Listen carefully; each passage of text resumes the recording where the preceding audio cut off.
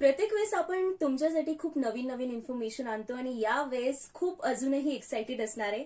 थंडी सुरू होणार आहे आता आणि दिवाळी, त्यात दिवाळीची तयारी खूप चालू आहे मॅम. तर दिवाळीमध्ये होतं ना की आपण खूप फराळ खातो आणि थंडीमुळे वेगळेच प्रॉब्लेम, स्किन मध्ये खूप प्रॉब्लेम होणार आहे आता. आणि त्यासाठी आम्ही तुम्हाला इकडे बोलवलंय की तुमच्याकडून आम्हाला सोल्युशन पाहिजे याबद्दल. Okay. So welcome on MGM 90.8 FM. This is RJ Manisha with you. आणि सध्या माझ्यासोबत आहे doctor Rohini Kachole ma'am, ayurvedic hair and skin specialist आणि CEO of Sharayu herbal product. नमस्ते मॅम. नमस्कार. कसे आहात? बिलकुल मस्त. ओके. सो दिवाळीच्या तर सर्वात पहिले तुम्हाला खूप खूप शुभेच्छा in advance. Thank you. Thank you to you. आणि सोबतच मला विचारायचंय की आता दिवाळीसाठी स्पेशली स्किनची काळजी कशी घ्यायची आहे? सर्वप्रथम सगळ्यांना दिवाळीच्या हार्दिक हार्दिक शुभेच्छा. आणि आता जो प्रश्न विचारलास की दिवाळीमध्ये कशी काळजी घ्यायची आहे. येस. आता दरवेळेस आतापर्यंत आपण नेहमी बघितलंय की दिवाळी ही थंडीमध्येच येते. मी लहान असताना तर मला अगदी आठवते की खूप सकाळच्या वेळेस अगदी आई अंधार असतानाच पहाटे 5:15 उठवायची आणि मस्तपैकी थंडीमध्येच आम्ही सगळेजण अंगाला काहीतरी काय काय वेगळे वेगळे उठणं हे ते प्रकार लावून मग आंघोळ करायचो. आणि ती गरम गरम पाणी आणि ती थंडी ते खूपच छान वाटायचं. पण आता ह्या साधारणपणे म्हणजे माझी दिवाळी आणि आताच्या दिवाळीमध्ये मला काही फरक जाणवतो. ओके. त्याच्यामध्ये असं व्हायला लागलं की ह्या साधारण 30-35 वर्षांमध्ये लोकांचं दिवाळीकडे बघण्याचा थोडा दृष्टिकोन बदललाय. पूर्वी असं होतं की ह्या सगळ्या गोष्टी म्हणजे आपल्याकडे जनरली भारतीय संस्कृतीमध्ये असं आहे की आपला प्रत्येक सण, ओके, कोणताही सण घेतला तर त्याच्यामध्ये आपण जे तयार करणारे जे पदार्थ आहेत किंवा ती ज्या पद्धतीने सेलिब्रेट करतो आपण त्याला प्रत्येकाला काही ना काही सायंटिफिक बेस आहे. येस. विदाउट सायंटिफिक त्याला काही नाहीच आहे. ओके. असं नाही होणार की नाही ह्याला काही कारण नाही आणि उगाच आपण काहीतरी कारण नसताना करतोय असं काही होत नाही. तर त्याच्यामुळे म्हणजे इव्हन मी असं बघितलंय की बाकी दुसऱ्या पण म्हणजे हिंदू जसं मी म्हटलं तसं त्यांच्यामध्ये मुस्लिम लोकांमध्ये पण काही सण असे आहेत की त्याला पण काहीतरी असेल की समजा त्याच्यामध्ये त्या जो सीझन ज्यावेळेस असतो आणि तो ईद म्हणा किंवा तो ज्यावेळेस येणार आहे त्यावेळेस त्याला त्या आजूबाजूचं जे सराउंडिंग असेल किंवा तो सीझन जो असेल त्याच्याप्रमाणे त्याचे पण मेनू ठरतात.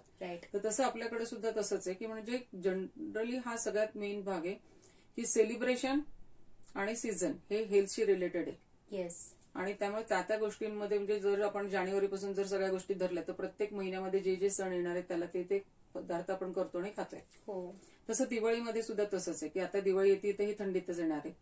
आणि थंडीमध्ये आल्यानंतर तरी पहिल्यासारखी थंडी आता नाहीये, तरी पण ती जी काही थंडी आहे तर ती सुद्धा सहन होत नाहीये लोकांना. एक्झॅक्टली. हा म्हणजे पूर्वीच्या थंडीत असं बघितलं तर ती प्रचंड थंडी होती, खूप थंडी असायची की म्हणजे आई उठवायची तर आम्हाला स्वतःला आवडायचं नाही. आम्ही रडत कसं तरी की नाही ठीक आहे, पण आई म्हणायची तुम्ही उठा हे सगळं अगोदर, आणि ते फुलभाज्या आहे ते मिळायची त्यामुळे ती एक मजा वेगळी असायची. पण मग तो एक म्हणजे सुरुवात रडण्यापासून व्हायची पण नंतर त्याचं महत्व कळालं की मग ते मस्तपैकी गरम गरम आंघोळ करणं आणि त्याच्यानंतर ते दुसरा कोणी आंघोळ, बहीण भाऊ कोणी आंघोळ करत असतील तर फुलभाज्या उडवणं आणि त्या अंधाराच्या ह्याच्यामध्ये ते असं छान वाटायचं तो उजेड आणि ते. पण आता असं झालेलं आहे की ह्याच्यामध्ये त्यावेळेस म्हणजे थंडी असूनही स्किनचे प्रॉब्लेम एवढे नव्हते. आता थंडी कमी आहे तरी स्किनचे प्रॉब्लेम जास्त आहेत. राईट. हे खूप मोठं म्हणजे सत्य आहे आणि हे लोकांना पण लक्षात येत नाही की ह्याचं असं कारण काय. तर ह्याच्यामध्ये आपण थोडंसं त्याच्यावर पण चर्चा करूया की दिवसेंदिवस हे जे स्किनचा ड्रायनेस वाढत चाललेला आहे त्याच्यातलं महत्वाचं कारण म्हणजे आपलं डाएट. ओके. दुसरं कारण आहे त्याच्यातलं आहे की आपली लाईफस्टाईल. आणि तिसरं कारण आहे आपलं त्याच्यामधलं सगळ्यात आपण वापरत असणारी उत्पादनं, प्रोडक्ट्स. त्या सगळ्यांच्या कॉम्बिनेशन मध्ये दिवसेंदिवस प्रत्येकाची स्किन आणि प्रत्येकाची केस, अगदी छोटं म्हणजे अगदी 1 दिवसाच्या बाळापासून त्या सगळ्यांना प्रॉब्लेम्स येत चालले. तर ही जो ड्रायनेस आहे तर ह्याला कुठे ना कुठे तरी थोडासा आळा बसला पाहिजे किंवा आपल्याला स्वतःला काळजी घेतली गेली पाहिजे की आपण आता ह्या हिवाळ्यामध्ये काय काय करू शकतो. राईट. तर त्याच्यावर आपण थोडीशी चर्चा करूया. बरोबर मॅम. सोबतच ना त्याच्या पहिले मला एक उठण्याचं महत्व जाणून घ्यायचंय आणि तुमच्याकडे काय सजेशन्स आहे याबद्दल, त्याबद्दलही सांगा. आता हा जो ड्रायनेस आहे तर आपण वर्षानुवर्ष आपल्याला एक म्हणजे एक आठवतं आणि एक सवय लागलेली आहे की आपण काहीतरी सुगंधी गोष्ट वापरतो. ओके. हा अगदी म्हणजे दिवाळी म्हणजे असं प्रसन्न वाटलं पाहिजे, एक आनंदाचा उत्साह असतो तो पूर्णपणे. सगळे येणारे जाणारे नातेवाईक पण असतात आणि एक तो मूडच वेगळा असतो, सुट्ट्या असतात सगळ्यांना मोस्टली, तर त्यामुळे ते एक सगळ्यांचं एक कॉमन असं प्लॅटफॉर्मवर आपण सगळेजण ह्या गोष्टी एन्जॉय करतो. तर त्याच्यासाठी सुगंधी गोष्टी हव्या असतात. तर हे जे उठणं हा जो प्रकार आहे, तर उठणं हा प्रकार आपल्याकडे महाराष्ट्रामध्ये जास्त प्रमाणात वापरला जातो. त्याच्यासाठी काही काही बाकीच्या स्टेटमध्ये थोडीशी नावं वेगवेगळी आहेत, पण आपण अभ्यंग स्नान हा जो शब्द आहे हा आपल्याकडे पूर्व प्राचीन काळामध्ये आयुर्वेदामधला हा शब्द आहे. अभ्यंग स्नान म्हटल्यानंतर त्याला शास्त्रशुद्ध पद्धतीनेच ती आंघोळ झाली पाहिजे. ओके. आणि थंडी, मी मगाशी जसं म्हटलं की सीझन वाईज ह्या गोष्टी आहेत. मग आता ह्याच्यामध्ये काय असतं की ज्यावेळेस थंडी वाढतीये आणि वर्षभर आपल्याला आंघोळ एकमेकांना घालणं, म्हणजे बहीण भावाला आंघोळ घालणं किंवा मिस्टरांना आंघोळ घालणं, हे जे सगळे कन्सेप्ट आहेत, तर हे जे सगळे किंवा आजी आजोबा असतील त्यांना सुद्धा आंघोळ घातली जाते. तर ह्या सगळे आंघोळ घालत असताना एक प्रेमाचा ओलावा आणखीन वाढतो. वर्षभर या गोष्टीला कुठे महत्व नाही, कुठल्याही सणामध्ये आपण आंघोळ हा बघत नाही. फक्त माहेरवाशी नसेल तर तिच्यासाठी ते एक आंघोळ हा एक प्रोग्राम असतो. पण दिवाळीच्या बाबतीमध्ये जर म्हटलं तर हे जे अभ्यंग स्नान केलं जातं त्याच्यामध्ये सगळ्यात सुरुवात होती सकाळी उठल्यानंतर अगोदर गरम गरम पाण्याने जी आंघोळ करायची त्याच्या अगोदर एक सुगंधित तेल लावलं जातं. ओके. तर सुगंधित तेल लावणं हा कन्सेप्ट असतो की ते जे तेल लावलं जातं ते सुद्धा औषधीयुक्त असतं, साधं तेल नसतं ते. त्याच्यामध्ये प्रोसेस केलेलं असतं आणि त्यातल्या त्यात प्रोसेस केलेलं तेल असेल तर त्याच्यामध्ये स्निग्ध असे जी काही औषधी गुणधर्म असतील, जे ब्लड सर्क्युलेशन करणारे गुणधर्म असतील, अशा कॉम्बिनेशन्स केले जातात आणि त्याच्यावर ते प्रोसेस सिद्ध केली जाते. मग ते तेल तयार करत असताना सुद्धा दुधाचा वापर केला जातो. बाकी आजकाल नाही तर एरवी कधी कधी नुसतं पाण्याचा वापर केला जातो, पण तसं नाही. तेल तयार करत असताना जर दुधाचा वापर असेल तर ऑलरेडी ते स्निग्धता त्याच्यात येते. त्या औषधी गुणधर्म जी काही आहे त्याच्यामध्ये आपण मंजिष्ठा वापरतो, ज्येष्ठमध वापरतो, नागरमुथा असतो किंवा आणखीन त्याच्याबरोबर बाकीची जी ह्याच्यामध्ये की कधी कधी आपण सारीवा, अर्जुन सारी ह्या पण गोष्टी त्याच्यात वापरतो. आणि अशा प्रकारचं जे सिद्ध तयार केलेलं जे तेल असेल त्याचा बेस पण कधी तीळ तेल असेल, कधी कोकोनट ऑइल असेल, काही काही लोक दोन्ही मिक्स तेल तयार करतात, कारण त्या दोन्हीमध्ये पण स्निग्धता भरपूर आहे. आणि त्या दोन्ही गोष्टींचं तेलाचं ते सिद्ध झाल्यानंतर ते कॅरेक्टर्स त्या वनस्पतींचे त्या तेलात येतात. आणि मग बाकीचे वरून जर वाटलं तर त्याच्यात अजून काही वेळेस आपण सेंट टाकतो किंवा परफ्यूम टाकतो आणि ते तेल अंगाला लावलं जातं. आणि ह्याच्यासाठी बॉडी मसाज ऑइल हा कन्सेप्ट येतो. आणि अभ्यंगाची सुरुवात पहिल्यांदा तेलाने बॉडी मसाज केला जातो. तेलात करत असतानाच त्याच वेळेस उठणं हा एक प्रकार त्याच्याबरोबर असतो. तर उठणं हा जो प्रकार आहे तर त्याच्यामध्ये पण तेच आहे. नागरमुथा असेल, मंजिष्ठ असेल, त्याच्यानंतर वाळा असतो, थोडंसं चंदन असतं वासासाठी आणि त्या गोष्टी, कारण त्याच्यात दुसरं जनरली टाकलं जात नाही सेंट हे ते, पण ह्याच पूर्ण नॅचरल गोष्टींचा वास येतो. आणि मग ते त्या सुगंधी तेल थोडंसं अजून त्याच्यामध्ये मिक्स करून आणि मग त्याच्यामध्ये थोडंसं दूध टाकलं जातं, कधी कधी काही लोक हळद पण टाकतात आणि मग पाणी गरम टाकलं जातं. तेल आणि पाणी हे गेल्यामुळे त्याची पेस्ट एक वेगळी होते. आणि उठणं म्हणजे जस्ट लाईक सॉफ्ट स्क्रब सारखं काम केलं जातं. आणि हे सगळं पूर्ण मिसळलं जातं आणि संपूर्ण अंगाला वरून खालच्या डायरेक्शनला पहिल्यांदा लावलं जातं. ते लावताना सगळ्या अंगाला लावलं जातं, पूर्ण संपूर्ण चेहऱ्यापासून खालपर्यंत, केसांना नाही. आणि सगळ्या अंगाला लावल्यानंतर मग ते हळूहळू जसं जसं आपण चोळणार तर तसं तसं सुपरफिशियल स्किनवरची जे डेड स्किन असते ती निघायला लागते. आणि मग त्याच्यानंतर परत ते अपोजिट डायरेक्शन मध्ये काढलं जातं. तर त्याला ज्यावेळेस आपण अपोजिट डायरेक्शन मध्ये काढतो तर तसं तसं त्याचे वळे निघतात, असे पातळ पातळ लेयर्स निघायला लागतात आणि ते उठणं त्या डेड स्किनला घेऊन निघतं आणि त्याच्यामुळे त्याचे पोर्स ओपन होतात. आता इथं हिवाळ्यामध्ये काय होतं की घाम येत नाही. ओके, स्किन ड्राय झालेली असते, बाहेरचं पण ड्रायनेस जास्त झालेला असतो. आपण खाणं जे आपण करतो त्याच्यामध्ये जो मेनू आहे आपण त्याच्यावर पण चर्चा करू, पण तो खाण्याची क्वांटिटी आपली त्याच्यातली कमी असते, की जे स्निग्ध पदार्थ कमी जातात. आणि मग त्याच्यानंतर काय होतं की हे ज्यावेळेस लावलं जातं अंगाला आणि पूर्णपणे काढलं जातं, एक असा सिंगल लेअर असा मस्तपैकी स्किनवर राहतो आणि डेड स्किन निघून जाते, डेड पोर्ट्स ओपन होतात आणि त्या स्किनला एक आपोआप तजेला येतो. ओके, हे संपूर्ण अंगाचं गेल्यानंतर मग त्याला आंघोळ घातली जाते. मोस्टली खरं तर पद्धत अशी आहे की अभ्यंग स्नान करत असताना साबणाचा वापर करायचा नाही. ओके, लोक काय करतात, उठण्याने आंघोळ करतात आणि परत त्याला साबण लावतात. म्हणजे साबण लावल्यानंतर तो परत लेअर त्याच्यावर आणखीन जास्त खराब होतो आणि त्याचा पीएच आणि स्किनच्या पीएचला प्रॉब्लेम येतात. आणि मग त्याच्यात जे काही थोडंफार तेल शिल्लक आहे किंवा ज्याच्यासाठी आपण हे काम केलेलं आहे ते काही शिल्लक राहत नाही आणि मग ती स्किन परत ड्राय होती. तर असं न करता लोकांनी ह्या वर्षीपासून जर ठरवलं, कारण आम्ही दिवाळीनंतर बरेचसे स्किन डिसीज वाढलेले बघतो की म्हणजे त्याच्यामध्ये आणखीन, कारण पूर्ण हिवाळा आपण आहे ते, आणि ही प्रोसेस ड्राय स्किन साठी सोल्युशन म्हणून बिलकुल ही प्रथा होती आपली त्यावेळेस, कारण साबण ही कन्सेप्ट नव्हते. मग त्याच्यामुळे ही लोकांनी असं केलेलं होतं की डेड स्किन निघावी, ब्लड सर्क्युलेशन प्रॉपर व्हावं, स्किनची इलॅस्टिसिटी मेंटेन व्हावी आणि एक ऑइली बेस तयार व्हावा. तर ह्या दृष्टिकोनातून अभ्यंग केलेलं होतं. आणि लोकांनी मग त्याला परत साबण हे लावायची सुरुवात केली. तर ते थोडंसं सायंटिफिक वेनी प्लॅन केलेलं आहे. त्याच्यामुळे कसं झालं की हे लोकांना कळायला पाहिजे की लोकांनी अभ्यंग स्नानाचं म्हणजे पहिलं म्हणजे ते महत्व समजून घेऊन त्याचं रेग्युलर केलं पाहिजे. मग आता असं झालेलं आहे की ते अभ्यंग स्नान करण्यासाठी सकाळी लवकर उठलं पाहिजे, फराळाच्या अगोदर सगळ्यांनी मिळून. ते म्हणजे अगदी छोटी छोटी बहिणी असतील, भाऊ असतील, त्या सगळ्यांना, लहान मुलांना पण आंघोळ तशीच घातली गेली पाहिजे. छान पाटाभोवती रांगोळी असते, आजूबाजूला झेंडूची फुलं असतील, नाही तर काही लोक आंब्याची पानं हे ते सुद्धा ठेवतात आणि त्याच्यावर ते पाट ठेवून छान डेकोरेट करून त्याच्यावर ते अभ्यंग स्नान करण्यासाठी ठेवलं जातं. तर अशा पद्धतीने जर एक वेगळं वातावरण आपण परत पहिल्या संस्कृतीमध्ये जर जायला लागलो तर नक्कीच नवीन पिढीला आपण हे कळेल. कारण आता असं झालंय की यंग जनरेशन आम्हाला विचारते की उठणं कशासाठी आहे. जे जर हे कन्सेप्टच माहिती नसेल, कारण आईंनी जर नाही वापरलं तर मुलांना कळणार नाही, मुलांना कळणार नाही तर ही संस्कृती हळूहळू लोप होत जाईल. पण आजही काही जण माहिती पण आहे आणि फॉलोही करतात, काही जण, पण त्याचं प्रमाण फार कमी आहे. पण आता हे ऐकल्यानंतर लोकांनी नक्कीच त्याचा म्हणजे उपयोग करून घेतला पाहिजे. घरातल्या घरात सुद्धा या गोष्टी करता येतात. आणि असं नाहीये की फक्त दिवाळीपुरतं केलं पाहिजे असं नाहीये.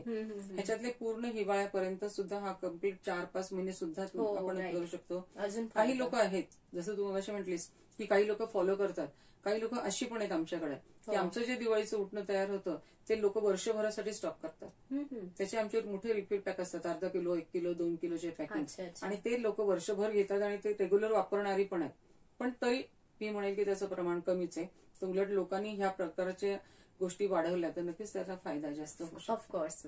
आपण सध्या दिवाळी आणि हिवाळ्याबद्दल बोलतोय, सोबतच आता दिवाळीत इतका फराळ असतो आपल्या घरी की आपण कन्फ्युज होतो की काय खायचंय आणि काय नाही. त्यामध्ये खूप मेन बॅलन्स होतं लोकांचं. तर तुम्ही यामध्ये काय सजेशन्स देणार आणि किती महत्वाचं असतं या डाएटला फॉलो करणं? ह्याच्यामध्ये आता डाएट हा खूप मगाशी आपण चर्चा करत होतो की कन्सेप्ट खूप महत्वाचा आहे की याच्यामध्ये हेच पदार्थ का केले जातात. ओके, तर थंडी असते, भूक छान वाढलेली असते. ओके, ह्या सीझनमध्ये सगळ्यांना माहिती की भूक भरपूर लागते. आणि भूक जर भरपूर लागत असेल तर त्याला छानपैकी चांगल्या क्वालिटीचं फूड पण दिलं गेलं पाहिजे. राईट. ओके, उगाच काहीतरी सटरफटर खायचं म्हणून खाल्लं जातं आणि मग त्याचा काही उपयोग होत नाही, ते बरोबर सगळं आजारपणानंतर निघतं. पण जर समजा अगदी छान भूक लागते आणि कारण जर ही नॅचरल भूक आहे तर आपल्याला उलट खूप छान गोष्टी दिल्या पाहिजे. मग आता ह्याच्यामध्ये आपल्या मेनूमध्ये काय असतं, सगळ्यात पहिल्यांदा करंजी. ओके, करंजीमध्ये काय असेल, खोबरं असेल, खसखस असेल, ड्रायफ्रुट्स असतील. तर ह्या ज्या गोष्टी असतात तर ह्याच्यामुळे कसं होतं की हे टोटली सगळं स्किनसाठी म्हणूनच आहे कॉम्बिनेशन. अच्छा, न्यूट्रिशियस व्हॅल्यू तर आली, खोबरं पण आलंय, त्या खोबऱ्यामध्ये स्निग्धता आहे, त्याच्यात ऑलरेडी त्याचं इनबिल्ड तेल आहे. ओके, आणि ते प्युअर फॉर्म मध्ये, त्याला कुठलंही आपण विजवत नाही, त्यामुळे ते ओरिजिनल राहतं. ड्रायफ्रुट्स पण तसेच आहेत आणि ते सगळं जसंच्या तसं. आणि खसखस, या सगळ्या गोष्टींमध्ये ते पूर्णपणे मिक्स झाल्यानंतर ते जे खाल्लं जातं ते शरीराचं ग्रहण करतं. ओके, म्हणजे त्याला ताकद देतं, ते बल्य देतं. आणि ते बल्य दिल्यामुळे ह्या गोष्टी आपल्याला बऱ्याच वेळा मुलांना, नवीन जनरेशनला वाटतं करंजी काय खायची, कारण त्यांना गोड बऱ्याच जणांना आवडत नाही. पण जर त्याच्या मागचं सायंटिफिक बेस जर बघितलं, इव्हन तो त्याच्यात चारोळी पण असतात, म्हणजे ड्रायफ्रुट्सचाच एक प्रकारे, पण चारोळीमध्ये जास्त तेल असतं, तर ते पण लोक जास्तपणे त्याच्यात टाकून खाल्लं जातं. ते पण म्हणजे तो मधला जो करंजी मधला जो आपण जो गाभा म्हणतो करंजीचा, त्याच्यात ह्या सगळ्या गोष्टी असतात आणि छानपैकी म्हणजे त्याला फ्लेवर पण असतात, हे ते सगळं. तर ते मनाला पण प्रसन्न होतं आणि ताज्या ताज्या गरम गरम केल्या तर माणूस किती खाऊ शकतो, हा एक प्रकार असतो. दुसरी गोष्ट, त्याच्यानंतर लाडू पण बऱ्याच वेळा असेच प्रकारचे केले जातात की ज्याच्यामध्ये ड्रायफ्रूट जास्त आहे. ओके, ड्रायफ्रुट्स असेल, तीळ असेल आणि खोबरं जास्त असेल, तर ह्या गोष्टींनी आणखी त्याला भ्रूण मिळतं. आणि विशेष म्हणजे खूप लोक आता अशी आहेत की जे ऑइल कॉन्शियस झालेले आहेत, ते तेलात करत नाहीत. आता ते सगळ्या लोकांनी तुपामध्ये करायला सुरुवात केली. त्यामुळे बुंदीचे लाडू असू दे, रव्याचे लाडू असू दे, बेसनाचे असू दे, नाही तर करंजी असेल तर हे साजूक तुपातच तळतात आणि त्याच्यामुळे त्याच्यातून वाईट फॅट मिळणार नाही, त्यांना त्यातल्या त्यात चांगलंच फॅट मिळेल. तर ह्या सगळ्या गोष्टींचा विचार करून जर आपण आपलं डाएट कॉन्शियस ठेवलं तर ह्या दिवसांमध्ये खूप छान असतं, याच्यात ताकदच येणार. आणि ह्या पिरियडमध्ये किती आपण खाल्लं तरी चालतं. अच्छा, हा, पण जर घरातलं केलेलं असेल तर ते किती चालेल. अगदी बाहेरचं बाहेरचं मात्र आवड. कारण बाहेरच्या लोकांचं म्हणजे कसं झालंय की पूर्वी अगदी असंच असायचं. म्हणजे फराळ हा कन्सेप्ट असा होता की जेवढ्या लोकांकडे आपण भेटायला जाणार तेवढं सगळ्या लोकांकडे खाल्लं जायचं आणि एवढं खाऊनही लोकांचं वजन वाढत नव्हतं. ओके, कारण ते सगळं प्युअर होतं. आता असं झालेलं आहे की लोकांना वेळ नाहीये, कुठेतरी पटकन ट्रिपला जायची घाई असते लोकांना, दिवाळी कधी संपते आणि लक्ष्मीपूजन कधी होते आणि आपण कधी जातोय असं सगळ्यांचं असतं. मग परत तिथे जाऊनही फराळ नेणं ओके नाही म्हणून ती लोक आजकाल करत नाहीत. ओके, त्याचा परिणाम त्यांच्या पूर्ण जनरेशनवर होतोय. त्यांची मुलं आहेत त्यांना पोटाचे प्रॉब्लेम्स येत आहेत, त्यांना स्किनचे प्रॉब्लेम्स येत आहेत, घरात बाकी आजोबा जे आहेत त्यांना सुद्धा ह्या गोष्टी मिळत नाहीत. आणि ह्या सगळ्या ज्या गोष्टींचा जो परिणाम आहे ना, तर जर घरातलं केलं फराळ, म्हणजे मी डायटिशियनच्या पण पुढे जाऊन सांगते की खरंच हे अतिशय योग्य, घरातलं खाण्यामध्ये काहीच प्रॉब्लेम नाही. आणि खूप लोक असे झाले जे डायटिशियन किंवा न्यूट्रिशनचं फॉलो करून ते घरीच प्रिफर करतात. हा, घरी करणं खूप कधी पण चांगलं, कारण बाहेरच्या ह्याच्यात काय असतं की तळलेले पदार्थ, शेवटी प्रत्येकाचा बिझनेस आहे. राईट. जे काही शिल्लक राहिलेलं तेल असेल तळून झाल्यानंतर ते काही फेकून देत नाहीत. मग जर समजा इनकेस पाव लिटर, अर्धा लिटर, 1 किलो जे काही मोठ्या प्रमाणात करतात तर त्यांचं जे काही शिल्लक राहतं त्याच्यात ते दुसऱ्या दिवशी परत दुसरं फ्रेश तेल टाकतात, तिसऱ्या दिवशी परत त्याच्यात दुसरं काहीतरी आयटम तळतात. मग ही जी तळण्याची जी प्रोसेस आहे त्याच्यामध्ये त्याचा स्टिकीनेस वाढतो आणि हे स्टिकी पदार्थ जसं जसं ते तेल आतमध्ये जाणार ते टोटल डायजेस्टिव्ह सिस्टमला डिस्टर्ब करतात. बरोबर. मला आणखीन एक ह्या दिवसातलं डाएटवर सांगता येईल आपल्याला की ह्या दिवसांमध्ये सगळं गोड केलं जातं पदार्थ. लक्ष्मीपूजन असेल, भाऊबीज असेल, पाडवा असेल, ह्या त्या निमित्ताने आपण काहीतरी करत असतो. ह्याच्यामध्ये असतं श्रीखंड, बासुंदी, पेढे, बर्फी, अनारसे. ओके, आता अनारसे हा त्यातला फराळातला प्रकार झाला, पण अनारसे पण हे जे केलं जातं तर त्याला सुद्धा पूर्णपणे म्हणजे ते फर्मेंट केल्याचं प्रोसेस असते, तर ते सुद्धा आपल्या शरीरासाठी गुड बॅक्टेरिया म्हणून कामाला येतं. ओके, म्हणजे प्रत्येक गोष्टीला त्याला काहीतरी म्हणजे ते आणखीन भूक वाढवतं, आणखीन इंटेस्टाईनसाठी छान येते. आता ह्याच्यामध्ये कसं असतं, तांदूळ असतो आणि बाकीचं जे काही टाकलं जातं त्याच्यात खसखस असेल. ओके, आणि ह्याच्यात तळताना पण ते साजूक तुपात तळलं जातं आणि बेस त्याचा गुळ असतो. बरेच जण साखर पण वापरतात, पण त्यातल्या त्यात गुळाचा जर बेस घेतला तर हे खूप पौष्टिक होऊ शकतं. ते बाकी बर्फी पेढे करणारी लोक पण जे घरामध्ये करणारे आहेत त्यांनी खरंच घरातले चांगलेच पदार्थ केले जातात. त्यामुळे घरातलं हे जे काही आहे त्या पिरियडमध्ये म्हणजे भूक लागती त्याला चांगलं चांगलं हेवी दिलं पाहिजे खायला. हे सीझन प्रमाणे आयुर्वेदाने सांगितलेल्या गोष्टी आहेत. राईट. म्हणजे आता जर तुम्हाला एवढी छान भूक लागते तर त्याला तुम्ही चांगलं पौष्टिक द्या. चांगलं पौष्टिक दिलं तर ते भूक वाढलेली जी आहे ती एकदम खूप छान डायजेस्ट करते, त्याच्यातून तुम्हाला बल मिळतं आणि ते बल मिळालं की पुढचे वर्षापर्यंत ते टिकतं.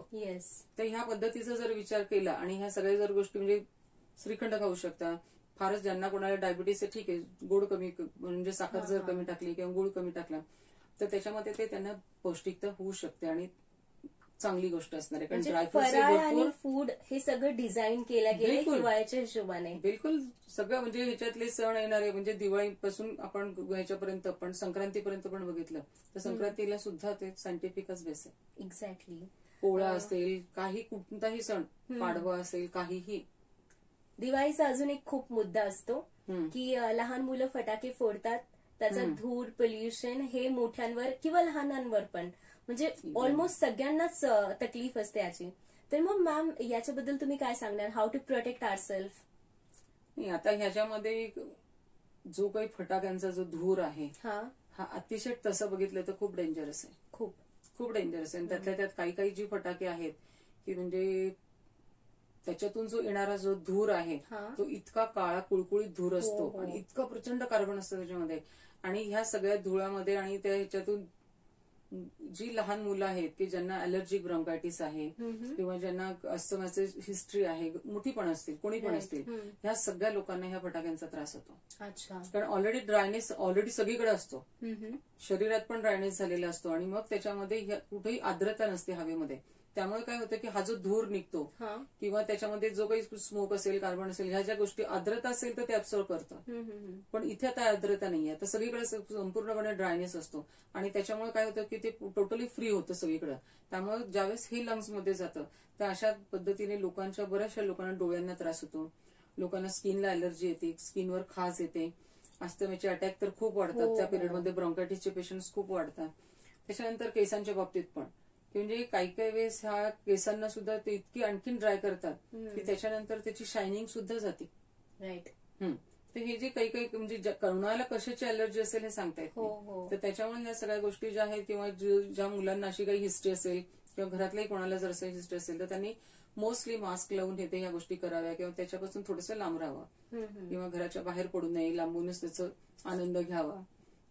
पण तरी आता बरेचसे अशी लोक आहेत की त्यांनी फटाके कमी केलेले आहेत, बरेचसे कमी केलेले आहेत. पण तरी सुद्धा अजून नोटीस केलं या वयापर्यंत तर खूप लोकांनी बऱ्याच कमी जण, कमी झाले. पण तरी सुद्धा अजून काय होतं, प्रत्येक घरात जी छोटी मुलं असतात ना त्यांना सायंटिफिक कारण कळत नाही, त्यांना फक्त आनंद घ्यायचा आहे. दिवाळीची वाट फक्त ते फटाक्यांसाठी बघतात. तर अशी जी मुलं असतात तर त्यांना त्या घरामध्ये शॉपिंग म्हणजे फटाकेच बिलकुल. तेव्हा त्यामुळे त्यांना कसं होतं की त्यांना समजून सांगणं हे काही वेळेस शाळेच्या लेवलवर करतायत आता काम. येस. कारण कसं होतं, मुलांना ना पॅरेंट्सने सांगितलं की ते आवडत नाही, म्हणजे ते पटत नाही की नाही हे मुद्दामच बोलताय, हे कोडच बोलतायत, हे काही मुलांना पटत नाही.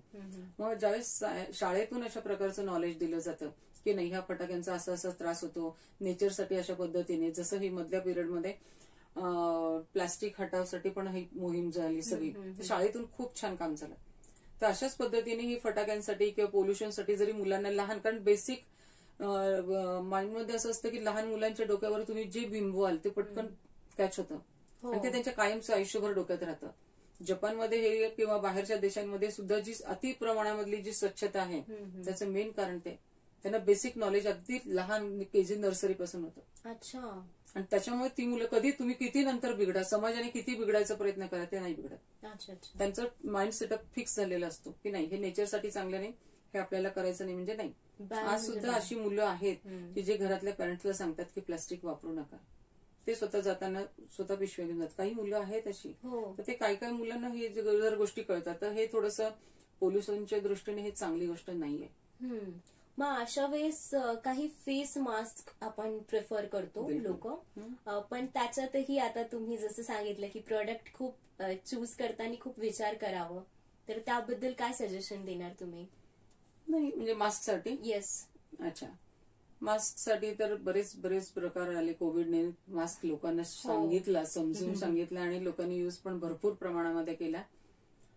त्याच्यामध्ये जर त्यातल्या त्यात घरातले जर मास्क असतील कॉटनचे की जे रियुजेबल आहे, की म्हणजे त्याच्यामध्ये कुठल्याही प्रकारचं वेस्टेज जाणार नाही, कारण आपण तो युज केला की धुवायला टाकतो, धुतलेला स्वच्छ कोरडा केलेला आपण परत वापरतो. तर त्याच्यामुळे अशा प्रकारचे जर मास्क वापरण्यामध्ये आले तर त्याच्यामध्ये सगळ्यांचाच फायदा. आणि सोबतच फेस मास्क बद्दल, फेस मास्क त्यातल्या त्यात फेस मास्क वापरणारी जी आता मोस्टली तर यंग जनरेशनच आहे, त्यातल्या त्यातही मुली जास्त आहेत. मुलांचं थोडं प्रमाण कमी आहे, पण काही जण बाईकवर जाणारी मुलं आहेत की जे फेस मास्क पूर्ण वापरतात. त्याच्यात पण जर समजा आपण कॉटन आणि त्यातल्या त्यात व्हाईट कलरचा जर वापरला किंवा फेंट लाईट कलरचे जर वापरले तर त्याचा जास्त उपयोग होऊ शकतो. की म्हणजे डोळ्यांना गॉगल आणि बाकी ह्याच्यामध्ये चेहऱ्याला जर पूर्णपणे मास्क लावला, त्याच्यानंतर आता हे जसं आपण सनकोट वापरतोच तशा पद्धतीने आता थंडीबद्दल बोलतोय म्हणून आपण त्याच्यावर विंटरकोट म्हणू शकतो किंवा स्वेटर्स आणि अशा प्रकारचे. आणि ही काळजी घेतल्यानंतर ही प्रॉब्लेम होतेच, तर त्यासाठी फेस पॅकचं काही सांगू शकाल का आम्हाला? हो, तुमच्याकडे तुमचे प्रोडक्ट्स असणारच आहे. ह्याच्यावर आम्ही ऍक्च्युली हे जे आमचं जे काम आहे हे मागील 30 वर्षांपासून मी काम करते. आज तसं बघितलं तर बाजारात खूप वेगवेगळ्या प्रकारचे प्रोडक्ट्स आहेत. येस. पण माझे प्रोडक्ट्स आणि ह्या बाजारातल्या प्रोडक्ट्स मध्ये खूप मोठा फरक आहे. पण हे प्रोडक्ट्स असे तयार झाले की मी माझ्या समोर पेशंटची समस्या बघत होते. राईट. आणि तेही समस्या बघत असताना ते पेशंट ऑलरेडी सगळे प्रोडक्ट वापरून, हे एक वापरून ते वापरून सगळे करून आलेले असतात. कायम मला असं वाटायचं की नाही ह्यांना कुठल्या तरी प्रकारचे जे प्रोडक्ट्स दिले जातील की त्याच्यामध्ये त्यांना फायदा झाला पाहिजे, नुकसान नाही झालं पाहिजे. पहिली गोष्ट. दुसरी गोष्ट ते त्यांनी मेंटेन केलं पाहिजे. तिसरी गोष्ट खिशाला परवडेल असं असलं पाहिजे. ओके. चौथी गोष्ट सगळ्या वयातल्या लोकांना आलं पाहिजे. संपूर्ण फॅमिलीसाठी ते सगळं वापरता आलं पाहिजे. अशा प्रकारचं माझ्या डोक्यातलं म्हणजे असे कायम हे असायचं की नाही आपल्याला हे अशा प्रकारच्या गोष्टी द्यायच्या आहेत. आणि सगळ्यात महत्वाचं कारण तिथे तो कोणीही पेशंट पोहोचला म्हणजे त्याला साईड इफेक्ट झालेला आहे. तो पेशंट झालाय. जर तो पेशंट झाला तर त्याला पेशंट झाल्यानंतर बरं करणं हे डॉक्टरांचं काम आहे. पण डॉक्टरांनी जर आपल्याला त्याला बरं करायचं तर देताना सुद्धा तशाच प्रकारचे प्रोडक्ट दिले गेले पाहिजे की जे त्याला फायद्याचं ठरेल. मग आता ह्याच्यामध्ये ज्यावेळेस हे सगळं चालू होतं तर ज्यावेळेस माझं हे पीएचडी झालं तर त्या पीएचडीत मी हा सगळा स्टडी केला, कारण शेवटी मलाही हे सब्जेक्ट नवीन होते. आणि हे सगळे सब्जेक्ट नवीन असल्यामुळे म्हणजे बेसिक जरी आयुर्वेदिक होते, आयुर्वेदातल्या जरी गोष्टी होत्या, पण प्रत्यक्ष प्रॅक्टिकलमध्ये येताना ह्या गोष्टी वेगळ्या होत्या. कारण कॉस्मेटिकच्या नावाखाली आजकाल आयुर्वेदिक आणि हर्बलच्या नावाने अनेक प्रोडक्ट आहेत, हजारो लाखो प्रोडक्ट आहेत. ओके, पण ही लोक जे देतात की जर ते आयुर्वेदिक आणि हर्बल आहे तर मग लोकांना त्रास का होतोय? बरोबर, साधा प्रश्न आहे. लोकांनी पण हा प्रश्न विचार केला पाहिजे की आपण जर आयुर्वेदिक साबण वापरतोय, आयुर्वेदिक शॅम्पू वापरतोय आणि म्हणतोय, तर मग त्याच्यामध्ये खरं तर त्याचा काहीच प्रॉब्लेम यायला नाही पाहिजे, उलट प्रॉब्लेम सॉल्व्ह झाले पाहिजे. पण असं होत नाही. आज आमच्याकडे जो डाटा असतो तर त्याच्यामध्ये आम्ही लिहितो की तुम्ही कोणता शॅम्पू वापरताय, प्रत्येकाचं नाव असतं, साबण असतो, क्रीम असतात, लोशन सगळं मेन्शन करतो आम्ही. आणि मग जर ह्या गोष्टी करायच्या तर मग ह्याच्यामध्ये जर सगळ्याच लोकांना जसा प्रॉब्लेम येतो तर त्याच्यासाठी मग आम्ही एक एक गोष्टी करायला लागलो. सगळ्यात पहिली गोष्ट साबण. आमच्याकडचा जो साबण आहे त्याला आम्ही साबण म्हणत नाही. आयुर्वेदाने जे आम्हाला सांगितलं तो साबण आम्ही करतो तयार. तो साबणाचा सबस्टिट्यूट म्हणून ऍक्च्युअली साबण नाहीये. त्याच्यात 0.1 पण केमिकल नाही, त्याच्यात फेस होणार नाही. ओके ओके, हे जे उठणं प्रकार असतो त्याच्यातलं आमच्या सगळ्या कन्सेप्ट वेगळ्या आहेत. हा उठणं हा जे फक्त आम्ही दिवाळीपुरतं करतो. आणि काही लोक जे मी मगाशी म्हटलं की 1 किलो ते 2 किलो पर्यंत असे नेणारे लोक आहेत, त्यांच्यासाठी एक असतं ते, पण ह्याच सीझनमध्ये. नंतर मात्र आमचं एक सुकांती नावाची एक पावडर आहे, ती सोपची रिप्लेसमेंट आहे. त्याच्यामध्ये सुकांतीमध्ये पण 2 प्रकार आहेत. एक आहे की ती रेग्युलर ह्या थंडीमध्ये वापरली जाते आणि दुसरी सुकांती आहे की ती समरमध्ये वापरली जाते. किंवा काही लोकांना जर वर्षभरही घाम येत असेल आणि घामाची दुर्गंधी येत असेल तर त्याच्यासाठी म्हणून ते दुसरं सुकांती चालतं. ओके, तर अशा प्रकारचे डिओ म्हणून अशा प्रकारचे म्हणून ते 2 प्रकारचे सुकांती आहेत. आणि साबण जे आहेत त्याला आम्ही वज्रटिका नाव दिलेलं आहे. ओके, वज्रटिका हा एक प्रकार होता आयुर्वेदामध्ये साबणाच्या ऐवजी वापरायचा. तर तो वज्रटिका त्याच्यामध्ये पण सगळं आयुर्वेदिक औषधं, त्याच्यामध्ये नीम असणार, तुलसी असणार, त्याच्यानंतर हे सगळं संत्र असेल किंवा अशा पद्धतीची काही काही सगळ्या गोष्टी टाकून आम्ही त्याला, आणि तो बरोबर साबण ऑइल बेस तयार करतो. स्किनवर इतक्या छान पद्धतीने ते करतो की त्याला परत म्हणजे साबण लावायची तर इच्छाच होत नाही लोकांना. जी लोक आमची प्रोडक्ट वापरत आहेत रेग्युलर, शरीर हर्बल प्रोडक्टची नावं, तर त्याच्यामध्ये ही जी प्रोडक्ट्स वापरणारी लोक ती परत दुसरं काही वापरत नाही. हा आमचा कॉन्फिडन्स एवढ्या वर्षापासूनचा, कारण आम्ही रिझल्ट देतो म्हणजे, आणि लोकांना कळतं की काय काय फरक पडतो ते. तर हे जे 2 आहेत हे त्यातल्या त्यात एक म्हणजे सोपची रिप्लेसमेंट असलेले. शॅम्पूच्या रिप्लेसमेंटसाठी आम्ही सुकेशणी तेल आणि सुकेशणी पावडर हे कन्सेप्ट केलेलं आहे. तर सुकेशणी तेल हे हेअर ऑइल आहे आणि सुकेशणी हेअर क्लिन्झर म्हणून आहे. तर हेअर क्लिन्झर हे पूर्वी असं होतं की शिककाई, रिठा, नागरमोथा हे सगळे जे काही कॉम्बिनेशन आपलं जो काही रिसर्च फॉर्म्युला असेल त्याचं तयार करणारी खूप लोक आहेत, किंवा खूप लोक तयार करून पारंपरिक पण करणारी आहेत, घरामध्ये पण खूप जणी करतात. पण काय होतं बाकीच्या लोकांच्या ह्याच्यामध्ये शिककाईने फक्त धुवायचं काम होतं. ओके, आमच्या सुकेशणीने नवीन केस येणार म्हणजे येणार आणि यायलाच पाहिजे. हा मेन कन्सेप्ट असतो आमचा की म्हणजे केस धुवायचं ते हे काम व्हायलाच पाहिजे. ते तर शिकाकाई, रिठा वापरणार तर होणारच आहे. पण त्याच्याबरोबर जे काही रोजचे समजा इनकेस आपल्या त्याची सायकल असते की एका फेजमध्ये त्याची ग्रोथ होते, दुसऱ्या फेजमध्ये ते स्टेबल असतात आणि तिसऱ्या फेजमध्ये ते गळतात. आता ही नॅचरल प्रोसेस आहे.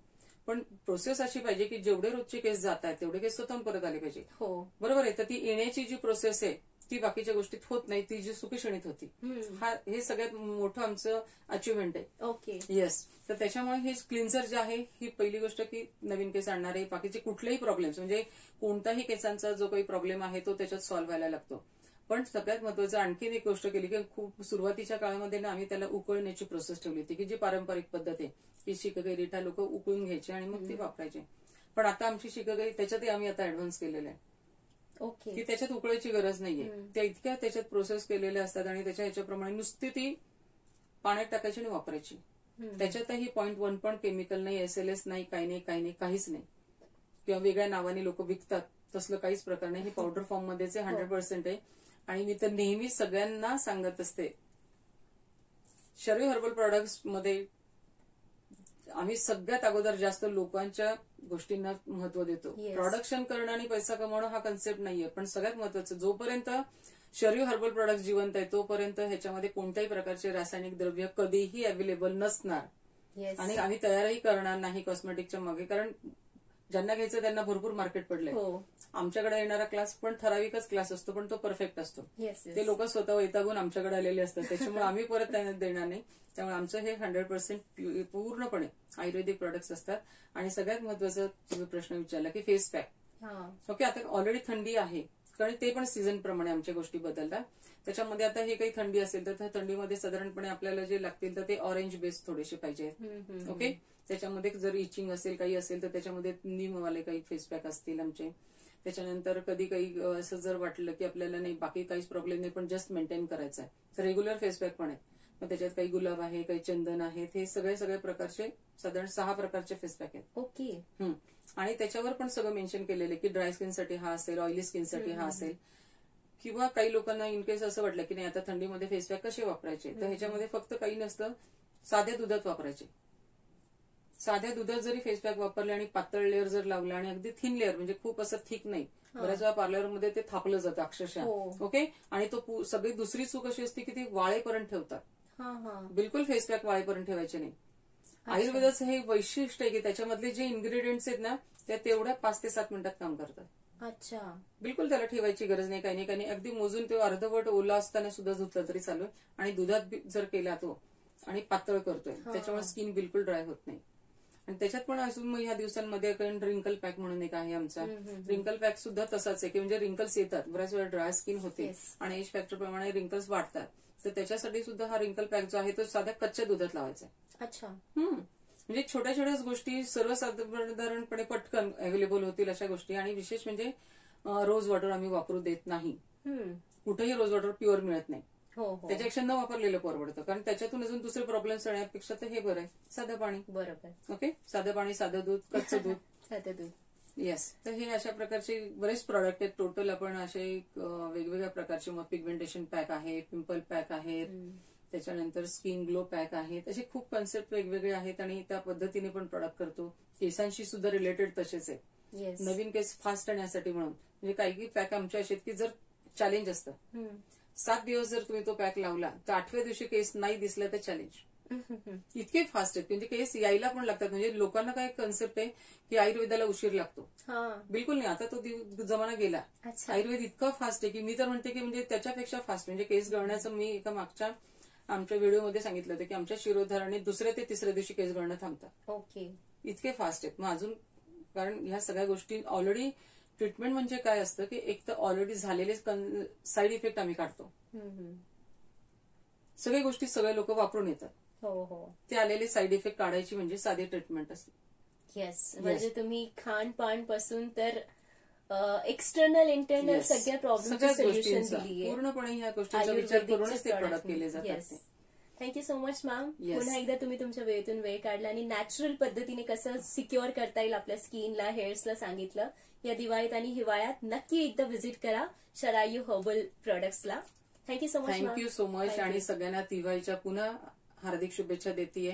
आणि सगळेजण स्वतःची तब्येत सांभाळा. मी एकच अशी असेल की डॉक्टर की जी म्हणते की तुम्ही आजारी पडू नका.